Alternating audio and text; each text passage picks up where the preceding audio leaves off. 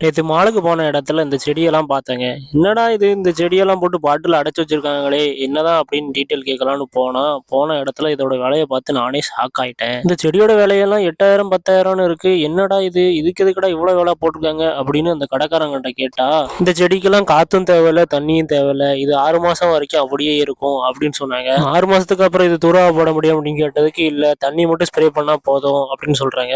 அவங்க சொல்லும்போது இதை நான் நம்பவே இல்ல. தண்ணி இல்லாம எப்படி ஒரு செடி வளர முடியும் அப்படின்னு எனக்குள்ள சந்தேகம் இருந்துகிட்டே இருக்கு. உங்களுக்கு இதை பத்தி தெரிஞ்சா நீங்க கமெண்ட்ல கண்டிப்பா சொல்லுங்க. எந்த பொருளுமே கடையில இருக்கும்போது நல்லா தான் இருக்கும். நம்ம வீட்டுக்கு வாங்கிட்டு வந்ததுக்கு அப்புறம் தான் அதோட வேலையை காட்டும். சரி வந்ததுக்கு நானும் அப்படியே சுத்தி சுத்தி வீடியோ எடுத்துட்டு கிளம்பலான்னு பார்த்தா அப்பதான் ஒரு ட்விஸ்ட். கடைக்காரங்க இதுல நீங்க ஏதாவது ஒண்ணு வாங்கிட்டு தான் போகணும் அப்பதான் விடுவோன்னு சொல்லிட்டாங்க.